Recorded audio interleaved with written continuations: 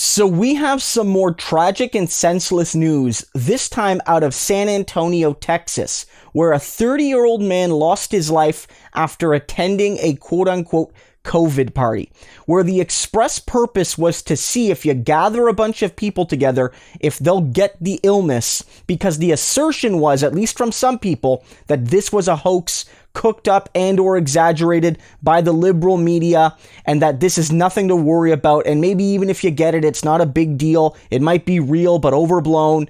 And this person attended one of these gatherings, ended up in hospital, and their last words are haunting. They said, "I think I made a mistake. I thought it was a hoax." And then they passed away. That's according to medical professionals, nurses and doctors at the hospital, the Methodist Hospital in San Antonio, Texas. Absolutely chilling words. And I'm not making this up. A lot of people thought when I covered the teenager from Florida that I was making up this story. A lot of people in the comments. But this is Fox News reporting this story. This is not some quote-unquote liberal media narrative. This is coming from Fox News itself on their website that are covering this story, and they're covering it as fully genuine. I want to play you a clip from Dr. Jane Appleby. She's one of the doctors who worked in this hospital, and she gives us a brief rundown about what actually happened at the hospital regarding this man. I'm going to play that for you right now. What we've learned about this virus is it doesn't discriminate, and none of us are invincible.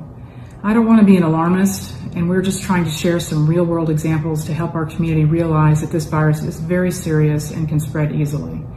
I heard a heartbreaking story this week. We cared for a 30-year-old patient at Methodist Hospital who told their nurse that they had attended a COVID party. This is a party held by somebody diagnosed with the COVID virus, and the thought is that people get together and to see if the virus is real and if anyone gets infected. Just before the patient died, they looked at their nurse and they said, "I think I made a mistake. I thought this was a hoax, but it's not." This is just one example of a potentially avoidable death in a young member of our community, and I can't imagine the loss of the family. So you can see she's reiterating the story that I told you. Somebody attended one of these parties. They came to the hospital. They told the nurse, again, they're only 30 years old. They told the nurse their final words, "I thought this was a hoax. I made a mistake." That's what happened. And what she wants you to know is that this is very real. And in places like Texas, Florida, Arizona, but really across the United States, it's not going away. It's only getting more and more and more widespread.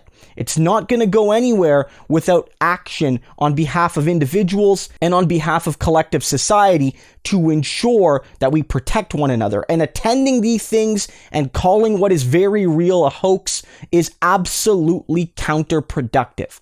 And she makes it very clear. This was a young man, 30 years old, and unlike the teenager from Florida we covered last week, what we don't seem to think there's any comorbidities. This wasn't a person that was young but with health issues. They seem to be young and otherwise healthy, and they still lost their life. So I want people to realize that this is real. And I want people to realize before you make fun of this young person, before you make fun of this young man, his name hasn't been released yet as far as we know. I don't know if it'll be released until family has been fully notified, etc.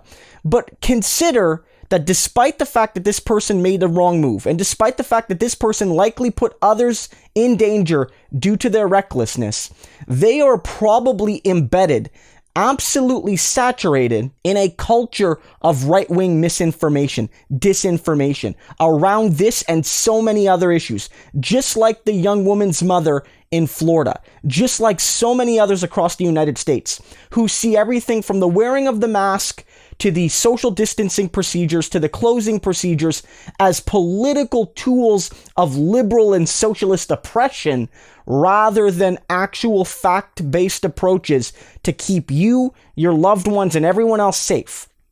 And if you're embroiled in that culture and all your friends on social media are sharing it and all of your right-wing bubble media sources are sharing this and telling you this, and in some cases, if the president himself and governors and Republican officials at the local, state, and national level are saying to varying degrees that this is a hoax or that it's being overblown or the only reason we have so many cases is because we're testing so much, you are going to have some people who believe it.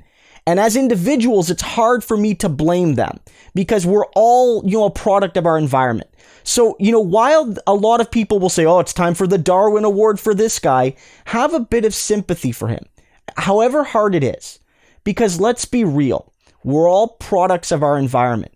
And the real fault from all this unnecessary suffering and loss isn't so much individual Texans and Arizonans and Floridians, although they do carry some blame, but fundamentally it rests with a right-wing misinformation culture that is trying to politicize this crisis because they realize that when they had the opportunity to do something right and nip this in the bud like many other nations in the developed world did, they fought it as a conspiracy theory, and now it's barreling out of control and they have no one to blame but themselves. That's where the fault lies. And one thing I absolutely hope comes out of this is that more people say what that young man said. More people come out and say to themselves, their friends, their loved ones, their neighbors, I made a mistake. I thought this was a hoax. I was wrong. But I hope they say it well before this young man did. And I hope that they can live to learn better.